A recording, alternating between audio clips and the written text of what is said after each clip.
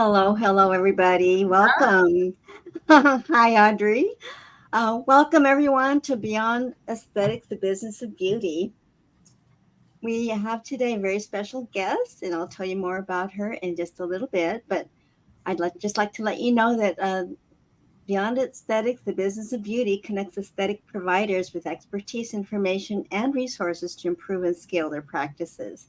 Today, we're so pleased to host a very knowledgeable and greatly respected expert in the aesthetics arena. Audrey Neff currently serves as the Director of Marketing for Patient Now, which provides practice management solutions for over 5,000 aesthetics practices and businesses worldwide. Audrey brings over a decade of experience in sales and marketing, 9 years of which has been in the medical aesthetics vertical. She's a frequent industry speaker on practice development, a published peer review author, host of True to Form podcast, and has held faculty positions for more than 25 medical associations. Audrey's a popular speaker at conferences across the globe. Today, Audrey will be talking with us about a market segment that is underrepresented in the aesthetics industry, millennials. Today, we'll pull back the curtains on this generation of individuals whose commanding buying power should not be ignored. Dialing into millennials' goals and objectives can dramatically increase revenue for aesthetics practices and businesses while serving a generation loyal to brands. Audrey, it's indeed a terrific pleasure to have you on the show today. Thank you for taking time out of your very, very busy schedule. You just got off a plane I and, did. and you've landed. You're now in Las Vegas at yet another conference. Which conference is this that you're going to be speaking Yes. First of all, I want to apologize. You look phenomenal, Nell, and I'm over here in at? like a Nike sweatshirt, no makeup, Oh, straight up no. to Oh, play. thank you. I'm I here. do my best. I'm here for the AAFPRS annual meeting I speak at every year. So it's the American Academy of Facial Plastic and Reconstructive Surgery. So it's a great conference, and it's in Vegas this weekend. So flight was delayed as to be expected, and ran right into my hotel room, hooked up my Wi-Fi, Oh, got this working, and here I am. thank you. And that is your life. You were telling me earlier that this is not unusual for you. No, it's all good. I just Oh, wing it. very good. You have such wonderful energy, wonderful energy. Thank you. I appreciate it. Try to make it as fun as I can, regardless of the situation. Oh, and that's a great way to be. It's a great way to be. It keeps us all young inside and outside. Yeah, Sure. absolutely. Young inside's a good thing. Yes, that's very, very good. So, can you tell us a little bit about how you came to be Audrey Neff? Yeah, totally. So I'll keep it pretty high level. But I've been in the industry, the medical aesthetic industry, for going on almost 9 years now.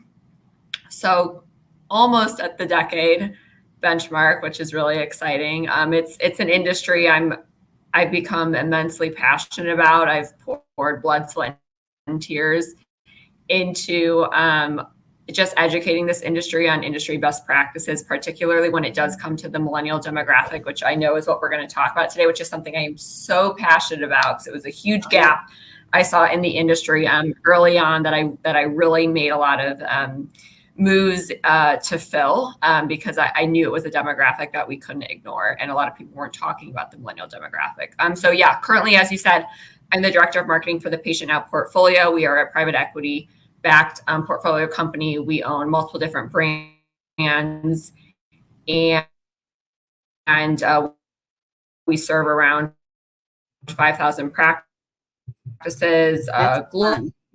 globally, and resources and energy to speaking and educating around the industry, which is really what fuels my fire at the end of the day. So I am super excited. I know this is kind of impromptu, but I am one of those people. I'm like, if you ask me to do something, I'm always like, sure, just tell me when and where, and I will be there. So and, and I'm so lucky that you did take my invitation. You accepted my invitation because this is such a treat, such a treat. The kind of person you are, I can tell through and through. So fantastic, fantastic.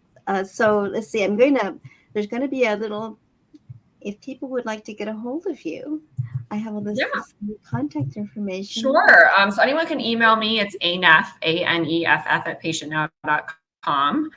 I'm not going to give out my mobile number on a public platform, which I've made the No, mistake of doing before. But no. I'm very responsive to email. Very active on LinkedIn and Instagram. Those are kind of my two social media platforms that I use for business. So anyone can get a hold of me on those or email me directly as well. Like I said, at aneff at patientnow.com. And indeed, my gosh, what a generous offer too, because Audrey is such a resource, very much so. You're so sweet. All right, so where would you like to begin, Audrey? Yeah, so I guess if I go back several years, when I first started my public speaking career, probably around 6 or maybe 7 years ago now in the industry, I was actually kind of what fueled all of this. I was speaking at a conference in Miami at the time, and there was a speaker who was speaking ahead of me. I will not name a name of who she was because she's an incredible person I have a lot of respect for. But at the time, she had actually gotten up and she gave this whole lecture on why practices, so this is 7 years ago, let's say, should avoid millennials. You shouldn't pay attention to them. They're poor. They're not brand loyal, all these things. And I remember myself sitting in the crowd, and I was the next speaker up. And I was thinking to myself, like, wow, I really disagree with that immensely, because I know myself, this also comes from myself. I'm a millennial consumer myself. I'm a millennial aesthetic consumer myself. I started getting aesthetic treatments at age 22. And I'm right in the middle of the kind of millennial age gap, which is now 27 to 42. It's a lot wider than a lot of people realize. And I just remember sitting there thinking, wow, I really disagree with this. And why is nobody talking about millennials? Like, everyone was just, the millennial demographic had the worst reputation, I feel like, in the industry, with all these negative stigmas. And I just remember sitting there and I'm like, I disagree with this. And ever since that day, I was like, I'm going to make it a mission to create some content and do my research and start pushing this out into the industry, that this is a demographic and a consumer market that practices cannot ignore. And so fast forward, several years later, I speak on various topics, probably like 15 different topics now, but millennials being my absolute top favorite to speak on. And I ended up eventually spending a lot of time writing a huge research paper that eventually was peer reviewed and published in the Plastic and Aesthetic Nursing Journal. So it's all backed by data in terms of generational aesthetics, what consumer markets have market share, will their market share be decreasing, increasing? And bottom line of the story was that Gen X, which we all know has the majority of aesthetic market share in North America, let's say it's around 41%. And boomers has, I think, 30 something percent. However, those two, which were predominantly the two core constituencies of most aesthetic practices, their market share is decreasing. Like, it's not going to be increasing. It's already hit its top tier, and now it's going down. So millennials, while they don't have full market share yet, their market penetration is still only around 21%. They're the only demographic with full purchasing power expected to gain market share. So while boomers and Gen X have more market share than millennials, it's not going up, it's going down. Whereas millennials, while they have less market share at 21%, they're flowing into this industry at rapid rates. The average toxin user is coming in at a much younger rate, and they're going to be increasing market share. And when it comes to full purchasing power, millennials are the only demographic with full purchasing power expected to gain market share, because Gen Z does not have full purchasing power. And I'm seeing a lot of people try to talk about millennials and talk about Gen Z. Gen Z starts at age 10. 10-year-olds are not getting aesthetic treatments. Like, that would be too early. so millennials is like where everybody needs to focus their efforts on, because if you don't, you're going to be left in the dust 5 years from now, 10 years from now. And unlike the other generations, the millennial consumer group has a lot of unique nuances associated with them. And this is from me doing the research, doing the data, working with thousands of practices, but also just myself being a millennial aesthetic consumer as well. So I have a couple variations of the course I teach, but all in all, if we look at the market as a whole and like just market penetration, market saturation, all of these things, it's a very under-penetrated market overall, even if we put millennials aside. So when it comes to medical aesthetics, and I'm sure you're familiar with this data too, less than 10% of the total addressable market in aesthetics has even been tapped into. In terms of just facial injectables, it's like 7.5%, which is so low. And people think that this market is saturated. I'm like, no, there's so much room for all of us. Like, and that's why I just like when people get hopped up on competition and things like that. Like there's more than enough room for all of us to succeed.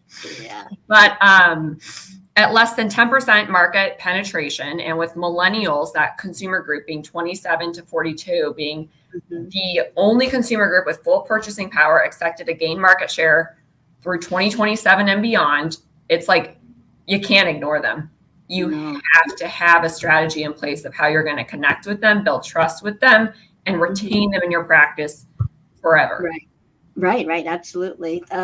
Maybe, and then we can get into some of the tendencies and the characteristic demographics, psychographics of the millennial. But before we get to that, could you explain for us what you mean by full purchasing power?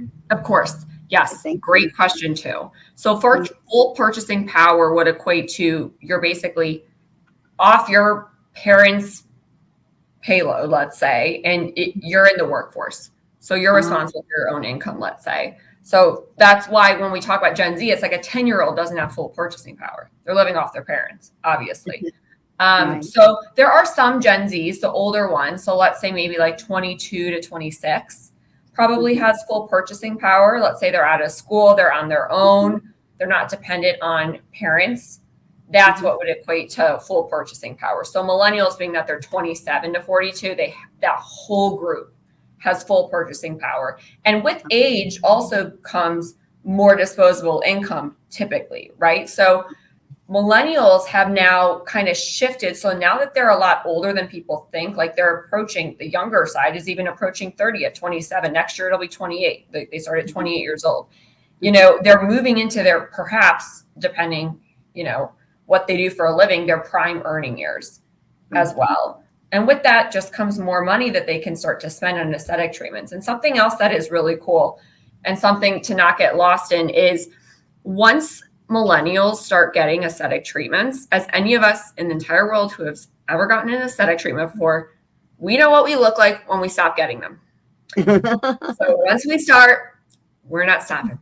Just like it is with hair, with nails, whatever it is, it has become a mainstream part of a millennial's beauty and health regimen. And once they start doing it, it's very hard to stop.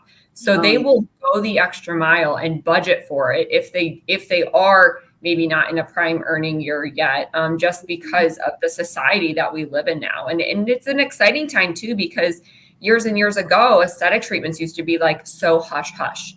Like, oh, I don't want my neighbor to know I got Botox, whatever it may be, like with Gen X and boomers. And now it's like millennials want to shout it from the rooftops. I get Botox. I have lip filler, whatever it is. I'll put this away on social. So it's a very unique consumer group to deal with, but it's a very exciting consumer group to deal with at the same time, because they come with things that are very valuable for practices when it comes to marketing, social media, before and after photos. Millennials are typically okay being like, yeah, you can use my photos. It's okay. Whereas other generations are like, no, I don't want my photos out there and things like that. Okay. So they come with some nuances for sure, but they come with a lot of value as well, which I think some practices can sometimes oversee. All right. Well, and there's a lot there. You packed a lot in those the kind of intro into the world that you're in. We do have some slides. Would you like to go to that? Yeah, absolutely. All right. Okay. Let's put them on the stage here. And definitely.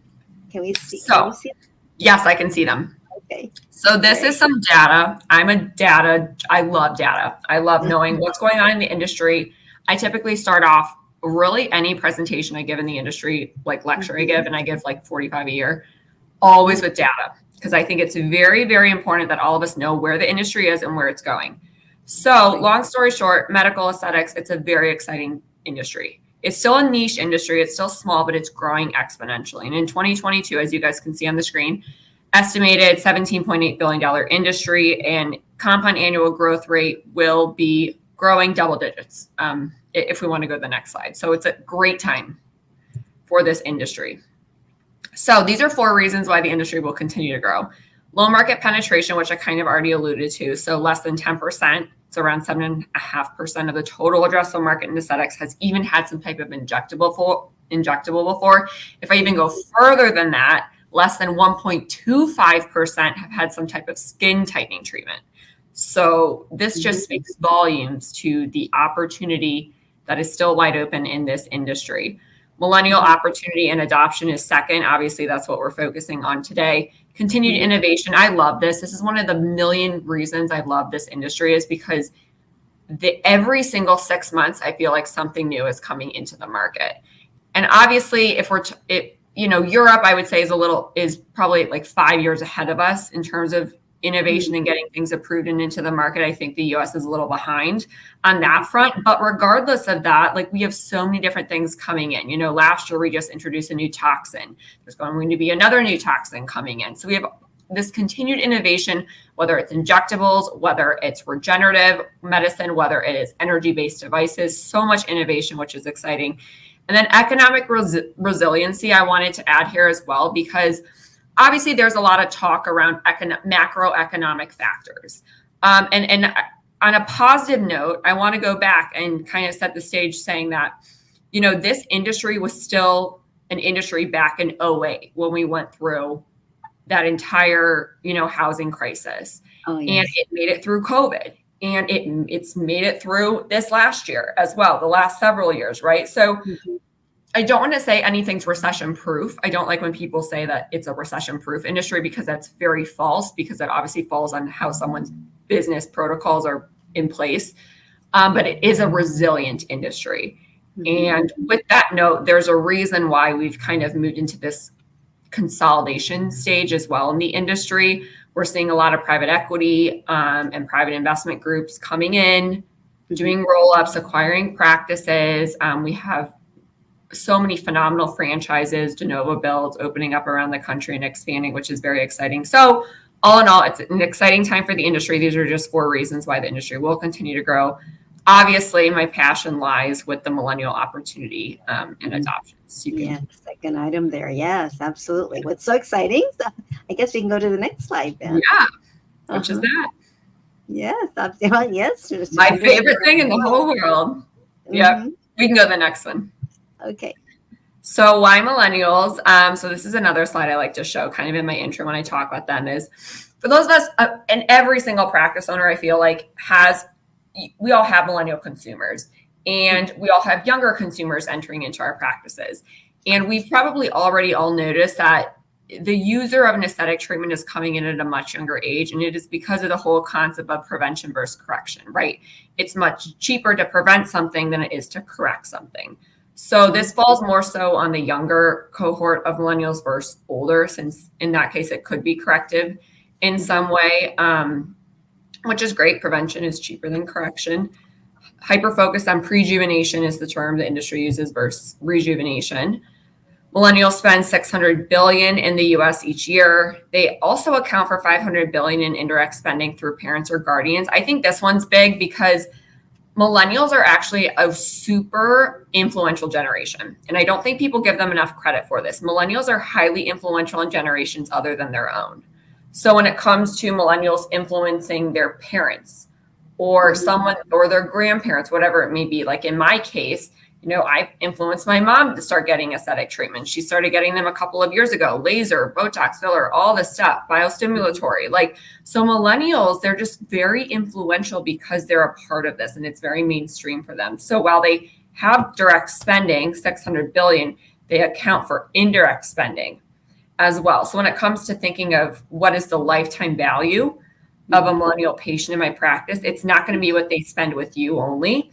It would also equate to referrals that they bring to your practice. So I think that's something else that a lot of us shouldn't lose sight of. And then wider social acceptance, we kind of touched on this. It's mainstream. It's normal. I wouldn't even think twice about saying, I'll be right there. I got to go get my Botox touch up, whatever it may be. Like, it's a normal thing. Like, no one thinks twice about it. And it's a great thing for our industry as well, because now that the millennial generation that's how they think mentally with it, that's going to fall down to all the generations that come after them. So it's a really, really good thing for the industry that it's become so mainstream with millennials. That's going to fall right into line with Gen Z, and then whatever is after Gen Z, I guess, not even born yet to 9 years old. So, but when they eventually enter, it will be even in a more exciting time with more innovative products and all these things, and it'll be a normal thing. So the industry is going nowhere but up. And then, of course, because they start earlier, they have a higher patient lifetime value. So they're just worth more because they start getting treatments at a younger age. So, going to my story, I started getting treatments at age 22. And if we take into account what a millennial could spend in 5 years, 7 years, 10 years, I mean, that's tens of thousands of dollars, honestly. You're so excited. I feel your excitement. It's just it's true though. Like, and people think of it like, oh, they're just going to come in for tox and filler and blah, blah, blah. But like, if you actually take a step back and calculate, okay, let's say I do a great job at my practice at getting them on comprehensive treatment plans. I have a membership program. I do all the things right in my practice. Let's calculate what they will spend over the next 5 years, 10 years, 15 years. It is so much money. And I think when you think of it like that, long-term versus a single visit, it's kind of like something goes off, like, because it's very, very different. So losing a millennial opportunity, let's say over the phone, you didn't do the right job in the consult, whatever it is, it's not you lost $1,000, $500, whatever it is. You lost $50,000, let's say. If that was a millennial patient that was going to, because once they start, they're not going to stop getting treated for the next 5 years, 10 years, 15 years. So that's a big reason. The results are positive. They like it. They don't want to do without. Plus all the innovation that you pointed out that's coming out. They're on top of it, aren't they? Fantastic. How about the next slide? Should we move? Yeah, go for it. Okay. So these were just some highlights from the research paper I did last year that was peer-reviewed and published. So the key things here, and I kind of touched on this, was, so all in all, industry, and this might be a little bit higher now since this was published last year, but industry was growing at 14.9% compound annual growth rate, and it was estimated to be worth $22.5 billion by the end of 2025. Boomers, which we kind of touched on, so they currently held 24% of the market share last year, yet they're expected to decrease to 20% by 2025. Gen X accounted for 41%, so the majority, yet decreasing 37%. Millennials, here we go, accounted for 22%. It's only a fifth, but they're expected to increase to a third of the market just by 2025, which is what, like 2 years, not even 2 years from now. So long story short, this is why we have to pay attention to them, because if we don't, we're gonna struggle and we're gonna have problems if we're throwing all our eggs in the basket of Gen X and Boomers and we're not focusing on what millennials engage with, how they build trust with providers, how they choose providers, how they what they value, like their core values, all of these things. So that those are just kind of the highlights from the paper I did last year, which is very lengthy. I would never want anyone to read it. Probably it's very boring. You are proving you are a data person. I am data driven. Yes, data driven. Absolutely. Well, that's really exciting, and the fact that you are published, in reviewed articles. So these are not articles not made up. No, it's real. They are real. They're totally credible. Okay, and then inside the medical aesthetic industry, that globally there's only 10% penetration. Yeah, wow. Like we said, less than 10%, which is why millennials, you got to pay attention to them.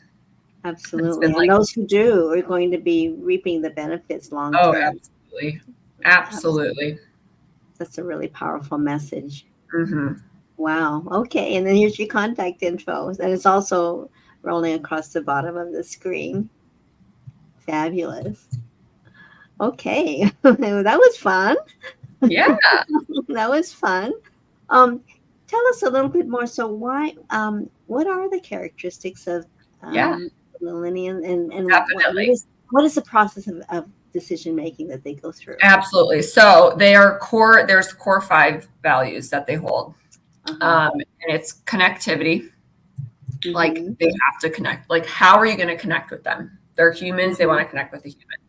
So Yeah. that would go into, well, actually, I'll touch that on, I'll put a pin in that.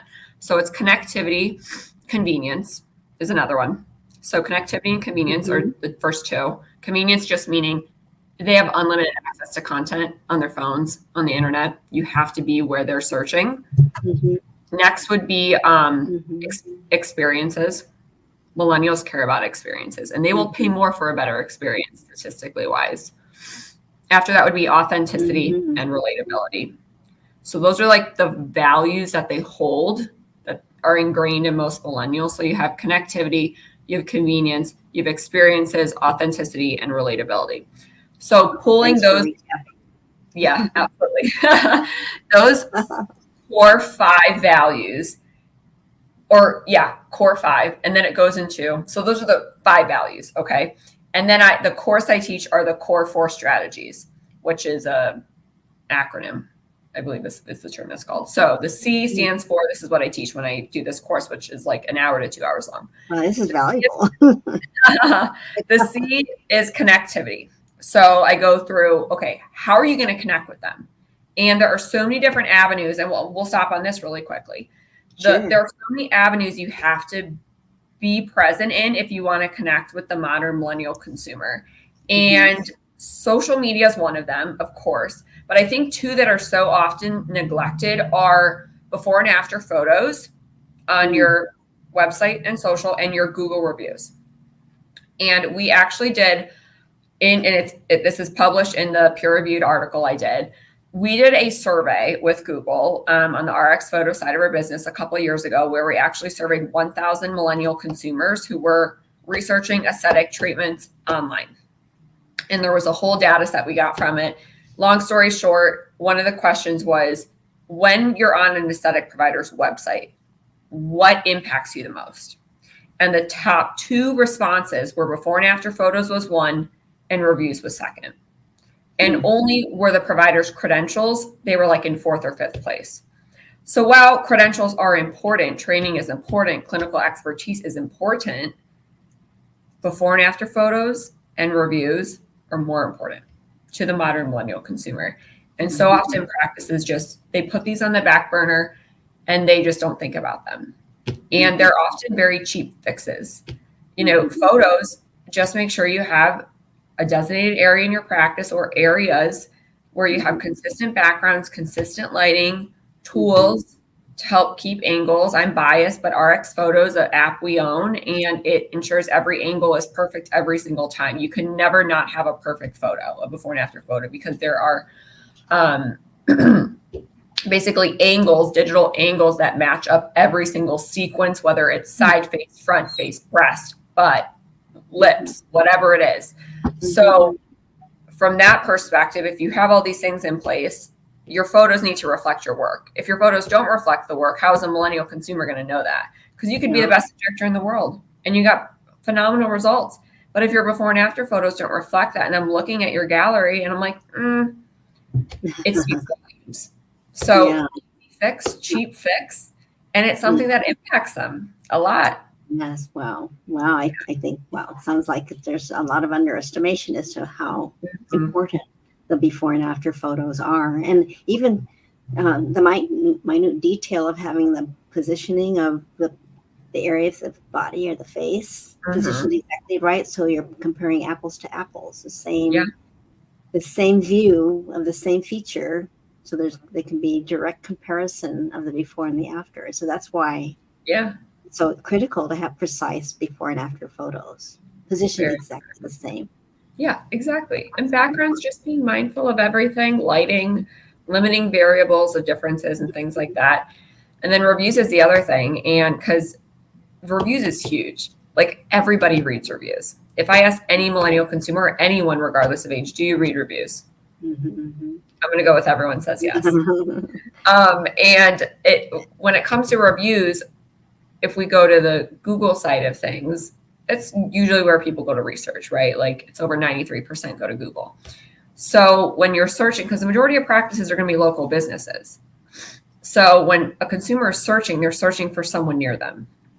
Because of that, they're typically going to land on a practice's Google business profile before they go to the website. Like that's like almost the first stop, basically, to pass the smell test, if you will. And what are they going to look at? Reviews.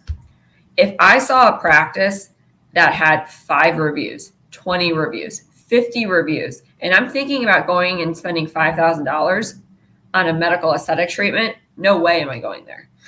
Right. So reviews speak volumes. They build trust. They build credibility. They do so much more than I think a lot of medical providers realize. And I think that it's a mindset shift as well, because most of the providers in this industry came from, let's say, a non-cash pay vertical, and then they make a shift over to it's cash pay medicine.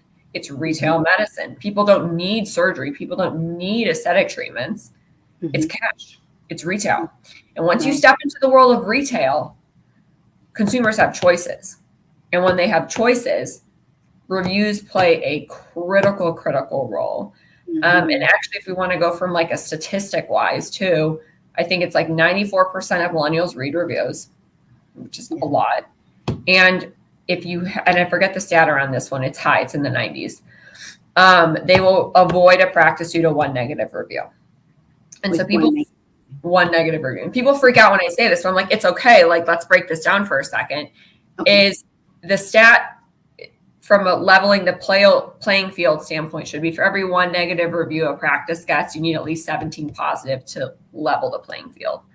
So, and everyone's going to get a negative review. Like millennials know that. I know that. I think if I saw a business that didn't have a negative review and they had 5.0 star average and 500 reviews, I'd be like, that's a little sketchy, like almost disingenuous.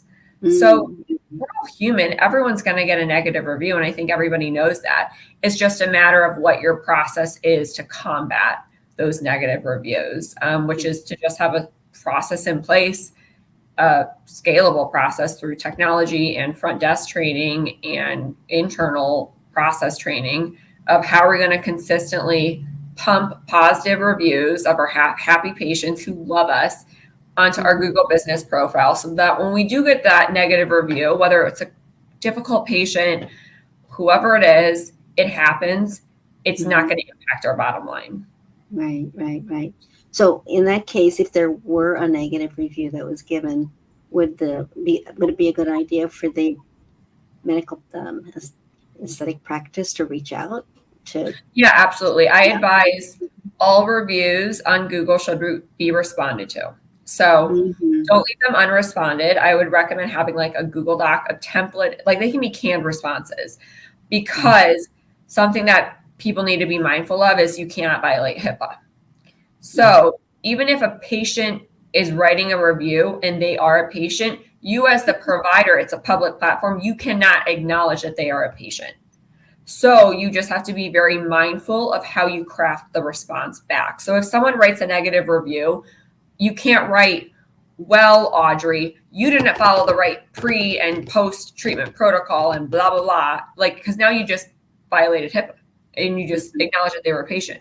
Instead, let's back up for a second. And that just looks emotional and crazy. If someone's researching and they're like, this provider's a little nutty, maybe I don't want to go there. Like, let's be professional. Let's be, let's take a step back. Let's handle this the right way. Let's not go nuts and write a response and then violate HIPAA. And then we look super just not professional. So instead, I would advise practices to just have some templated response. And perhaps it's like, thank you for your comment. We strive to provide the best possible care for all of our patients. Please contact us directly to discuss further. So you're not actually acknowledging they're a patient.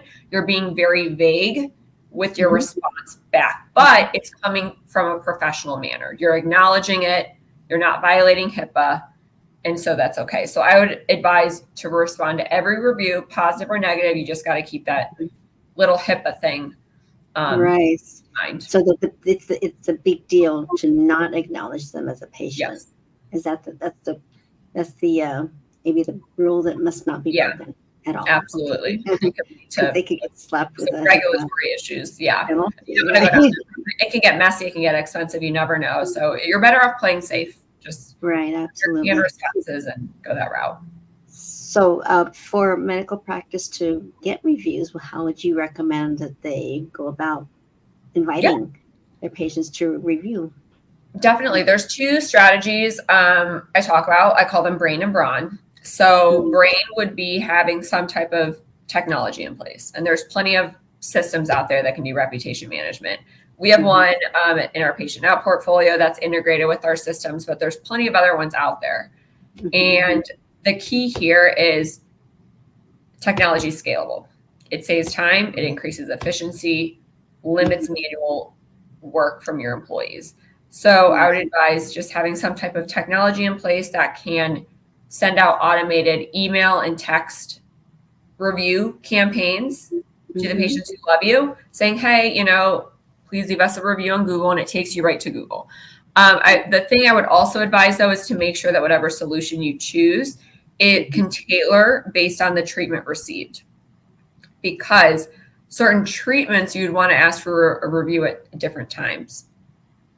Oh, yes. Surgery, different Mhm. than you would want to ask someone who just came in for lip filler or toxin Mhm. and they're a younger patient, right? The timeline is different. So, someone that just had surgery, you don't want to ask them for a review the next day when they're not feeling the best, and maybe they leave you a horrible review because they're regretting their decision temporarily. So just Yeah. making sure that whatever software you use can be tailored based on treatment avenue is what I would add. So that's one thing.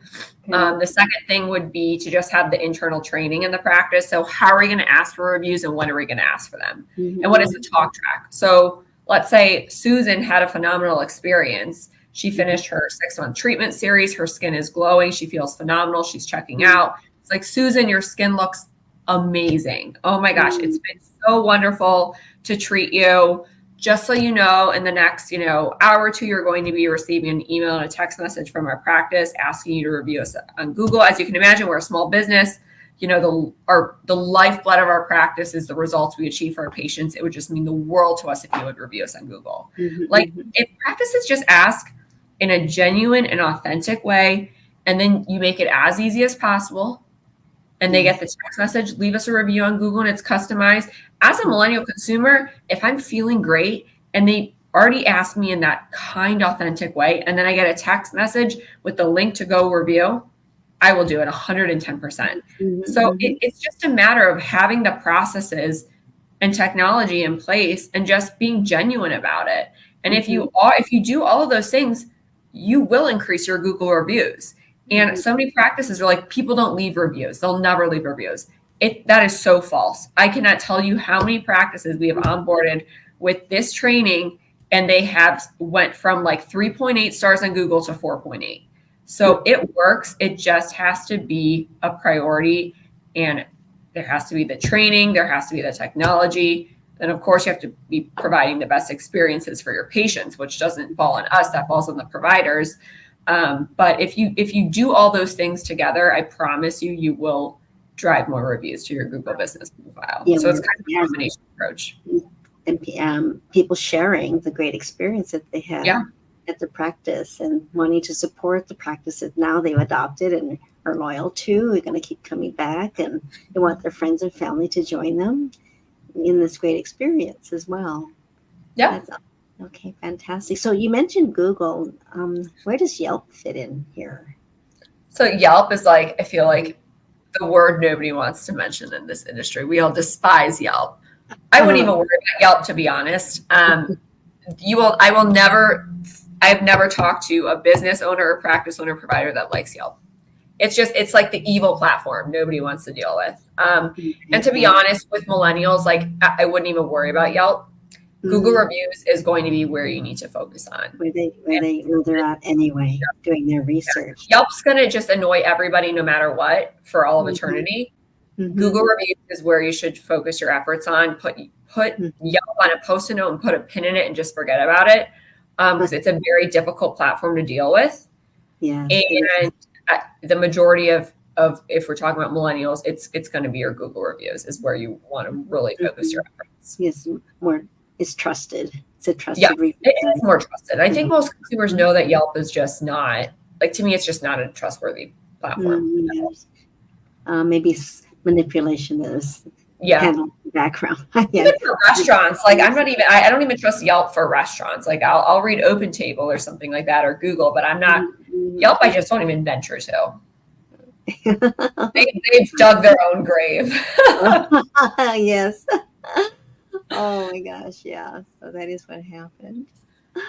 So an experience. So can you describe for us what an ideal experience looks like? Yeah, definitely. Experiences are big. So my advice here would be millennials, as I mentioned earlier, they will pay more for a better experience. And I feel like that's opposite of what most people think about when they think of millennials. They think that they're very cheap and shop around and blah, blah, blah. Do they do their due diligence? Sure.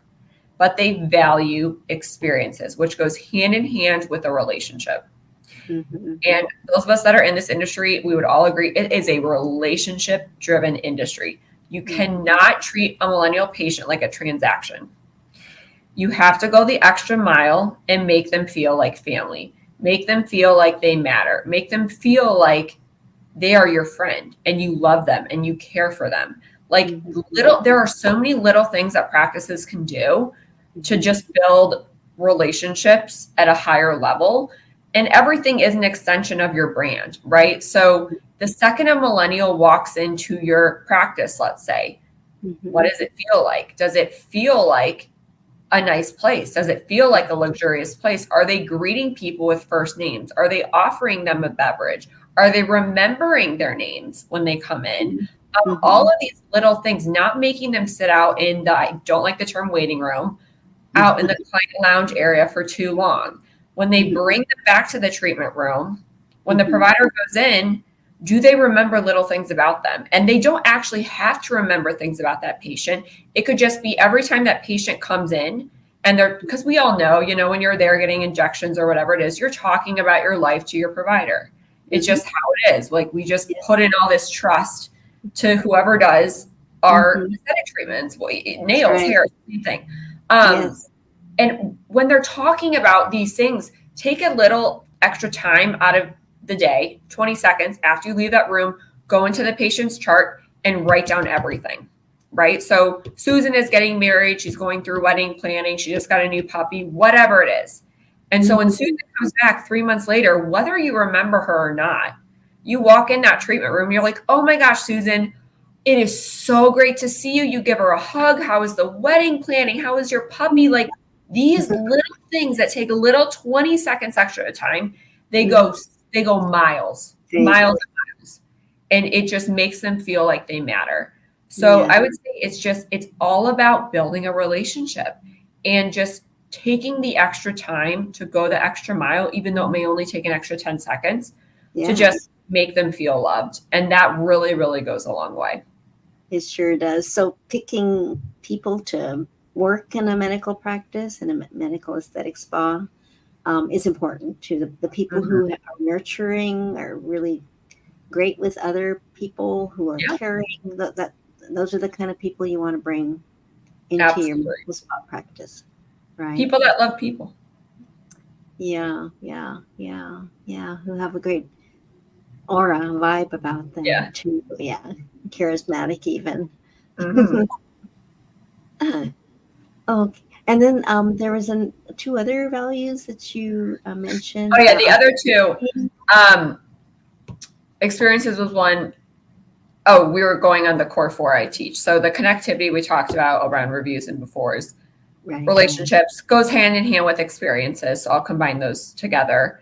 The other core strategy, because those were the 5 values, and then there's core 4 strategies. It's just connectivity, optimizing the follow-up, relationships, and experiences. So we already went through 3 of the 4. The other one I would just add is optimizing the follow-up and this is where a lot of money's lost, is millennials are going to call and they're going to be like, I'm not ready to come in yet. The key here is, are you trained over the phone? Are you trained how to ask for get them to come in for the consultation? Are you trained on getting contact information if they're not ready? And I cannot tell you how often I mystery shop practices, and it could be the kindest person in the entire world, but she's not trained to get my info. So then I call practice B on another street, in the same city, and they get my info. They follow up with me when I'm ready to come in. I go there, and they could have been a worse injector, a worse provider, a worse practice, but because they followed up with me, I go there. So it's a revenue, it's a profit leak, I would say. So you need to connect with them to drive them to your practice, and then you need to follow up with them like that. It's just, I feel like it's where the front desk is where a lot of money is lost. It's where a lot of money is made or a lot of money is lost. We don't want to be on the side where a lot of money is lost. So that's the other strategy I teach, which I go in depth to. There's no time for that for this month. But yeah, it's really just connecting with them. What do they engage with? How are you going to follow up with them? You have to follow up with them, bring them in, and then create the best relationship and experience possible. If you do all of those things effectively, you will build a loyal millennial patient base in 2023 and beyond, no doubt. Yes, and everybody they touch and have influence over, they will be to experience the same wonderful experience at the medical spa. Is there something that you've experienced that really stood out in terms of what a medical spa or an aesthetics practitioner was doing that was really special? What for me, it's just remembering little details. Yeah. Right. I've become friends. I have 2 providers now, but because I recently moved, the thing that I love is they actually have become friends of mine. Awesome. So I think it's the relationship, honestly. Like when you build a relationship with a millennial consumer, another practice will not be able to steal them away from you. I will gladly pay 30% more to stay with my provider. Like forget about it. I'm not changing. So it's really, for me, it's all about the relationship. And I speak for all millennials as well that have the same values I do. It's all about the relationship. You build that relationship, you provide that experience, of course, good results, but it's personal. It's a personal business.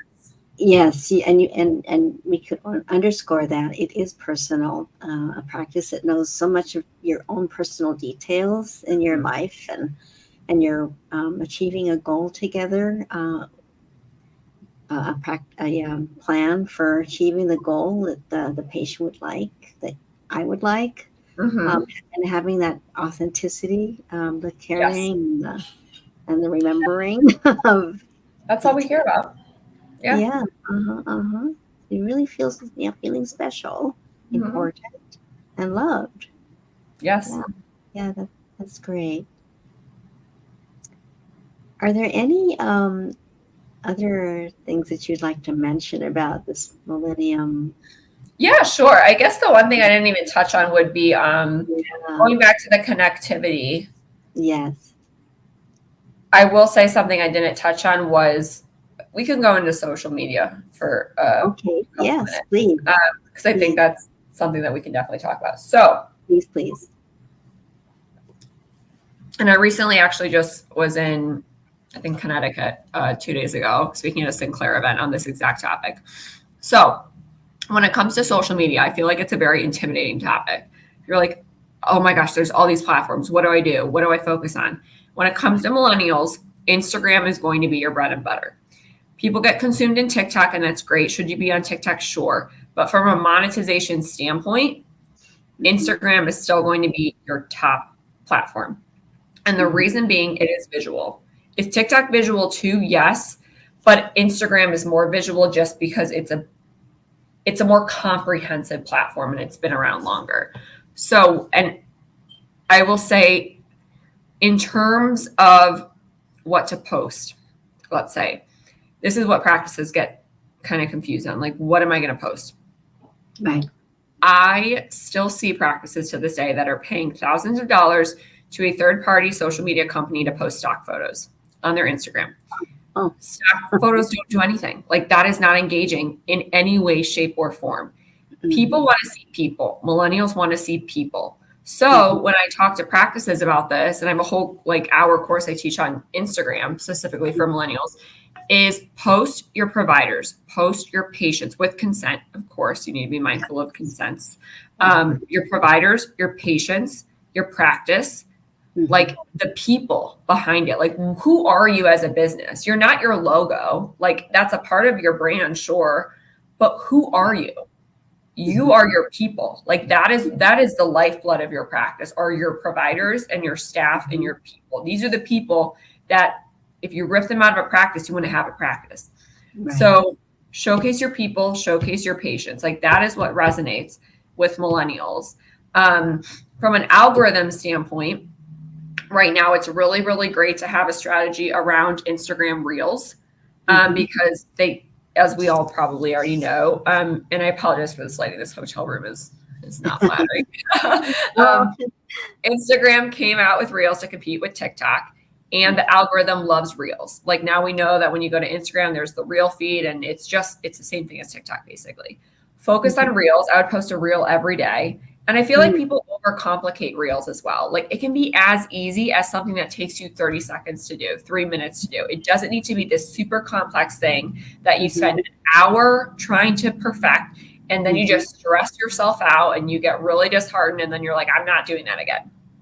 Make it simple. If you don't know how to post a Reel, there's YouTube. Create a Reel, for dummies. But like we have so many resources that are free at our fingertips that we can take an hour and go on YouTube and figure out how to do them, or just start playing around with it. I would also advise that hiring an in-house social media person will be one of your most powerful hires you could possibly do in your practice. And I think people are like, I don't have time to do social media and blah, blah, blah. And I understand that because social media is a full-time job. I totally agree with that. And something else I will add is people say social media is free. It's not free. Your time is not free. If you're a provider generating revenue for your business, your time is not free. Your time is money. So I don't agree with that. It's free. Is it a free platform? Yes. But to do the work, it's not free because you're either costing yourself time or you need to go hire someone. But I would advise hiring someone because you're the one that needs to generate doing treatments and procedures. You need to be the one in your practice doing that. So whether it's a first-time grad, whether it's an internship, Gen Z, young millennial who's hungry, savvy on social, whatever it may be, if you can bring someone in-house to do your social media, I would strongly, strongly encourage that. There will be an ROI on that employee, not from just a brand standpoint overall, but from a lead generation standpoint, educating your existing patient base. You can get creative with the compensation plans around it too, because it's a non-medical employee. So maybe there's bonus structures based on like leads they generate from their social efforts that make them more motivated in their role to be successful. But Instagram's going to be big. Showcase your people. Have a strategy around Reels and just monitor the progress. So, for instance, maybe have an interview with one of your people talking about practice. Totally. Like showcase your providers, or like let's say you have like whatever your medical grade skincare lines are. Let's say you have Obagi and like Skin Medica, and like you have some of your like skincare experts or providers being like, these are my favorite skincare products. This is what I use every day. Like just fun things that you can do that. And the thing is, at first it might be like pulling teeth. But once you start getting your people involved and they start seeing your social media grow, it becomes like, oh, let's do more.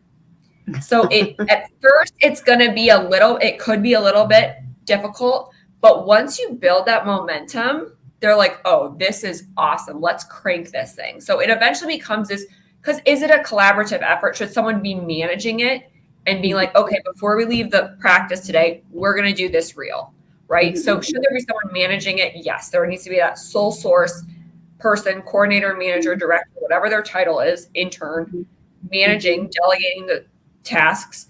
But it's still going to need to be a collaborative effort because all the providers should be showcased. So, but eventually it gets fun. And I will say that. Everybody's involved. Yeah, exactly. Like it just that it is what it is. And you can even go as further as some practices are very strange about allowing their injectors to have personal or Instagrams for their own. I'm again. I personally don't think that you should be micromanaging. I don't think that creates the best culture.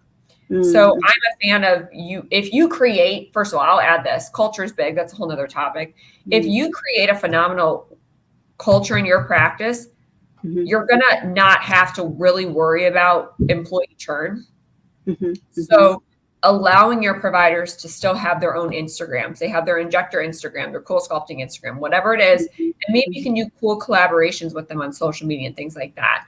Like that stuff goes a long way and it creates excitement in all of these things. So I never advise practices to go down the route of micromanaging and making employees and injectors sign contracts saying you cannot have your own injector Instagram if you work for us. Like I'm not a fan of that. And maybe that's not, some people may disagree with me on that, but that from my experience and working with literally thousands of practices and knowing what has worked best, that is not the route I would advise you go down, because you will eventually lose that employee because it just leads to a not the best culture. Where but also there's the opportunity to increase the footprint. You have exactly aesthetic practices footprint, and you have the provider's footprint too that you can synergize around. Exactly, it's a win-win. Yeah, and people that are part of a big culture, like a phenomenal culture that they love, and they feel like every day when they come to work, they're with people that are their best friends and their family, and they feel like they're all a part of something bigger than what their own individual role is. Like, yeah, you just may be an injector or the practice manager or the front desk coordinator, whatever it is. But when you build that culture and everyone comes to work and they're like, we're a part of something bigger. Yes. That is that's the level that you want to get at. And micromanaging is never the way to get there. No, it never is. Don't allow personal freedoms to exist. You need to have autonomy. Yeah, flow freely. Absolutely. Yes. So I love it. So so that's big. Getting these tips on social media and posting. And do you have a calendar that is a social media posting calendar something you recommend? Yeah, I think calendars are great. I would advise practices use Canva as a really cool tool, and it's free. You can create your content calendars and things like that. I think it's easier if you kind of have whoever your person is that's going to do it. Creating a content calendar, for the most part, it just organizes everything better versus being completely on the fly. Obviously, can things be on the fly? Sure, especially when it comes to like Instagram stories. You're not going to plan those out. Those are just going to be like, let's post away all day long, because that has a very different purpose. But I think it's always great to be organized, have a content calendar, archive content. Maybe you even have like a day a month where you bring in a camera crew and you film content all day long, and you have all that archived for the next 60 days, let's say. So there's so many of my dear friends that own multi-location med spas. They dedicate like one day every 2 weeks, and they don't actually go in the practice. Like, they won't inject that whole day. They'll spend the whole day doing content, and then they just rack it up, and then the next day they're injecting all day long. But they spend one day every 2 weeks, every 3 weeks, where they get their makeup done, or they get their makeup done themselves, whatever it is, whether they get it done or do it themselves, and they just film stuff all day long. And it's like, yeah, it might be annoying, and like you're like, man, do I really want to do this? It's worth it at the end of the day, because it's like, now I have all this content in a library and in an archive that I can use for the rest of the month. So it's just an efficient use of time. And maybe it doesn't need to be a work day. If you're closed on Saturday, I mean, if I was a practice owner, I would go in on a Saturday with maybe some of my staff members, give them an extra bonus, whatever it is. And we're like, we're going to film all this content, whatever it is. Like, and just what happens, create. Exactly. Have fun with it. And it's for your patients, it's for your future patients too. Sharing yourself authentically like that, candidly. It's so refreshing. Yes. Gosh, I feel like there's so much more we could be talking about, and maybe in the future, if you don't mind, I'd love to have you back. Of course. Yeah, oh, this was so much fun. I really enjoyed this, Audrey. And Yeah, likewise. I appreciate the invite. I'm there at any oh, time. I love stuff like this. oh, cool. So do I. You're just such a pleasure. And Thank you. thank you for Likewise. coming back on in the future. Just let me know when you're available. We'll do Yeah, it again, but we'll cover other topics too, because um, like your company, Patient Now, has a lot of offerings to it. We haven't even talked about much about that, but that's something that maybe we can talk about the next visit. I'm sure. Sounds good. Absolutely. Would be honored. Oh, well, the honor would be all mine. All right. Okay, so we'll have to say goodbye for now, but this conversation will be continued. Fabulous. Sounds like a plan. Thank you so much, Nell. It's been a pleasure.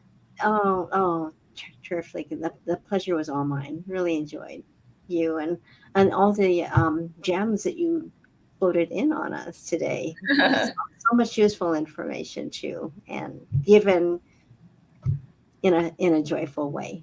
Thank you. Thank you. I appreciate it. Okay. All right. So I'm just going to we're going to be closing our episode for today. And I just want to remind everybody that we will be on the air again next Wednesday. And next Wednesday, we're going to be talking about artificial intelligence, how to be using it in your medical spa practice. So until then, next Wednesday, the show will actually be at 2 o'clock Central Time. And we'll be a little bit broadcasting a little earlier. All right. So bye for now. And thank you for joining. Thank See you you. next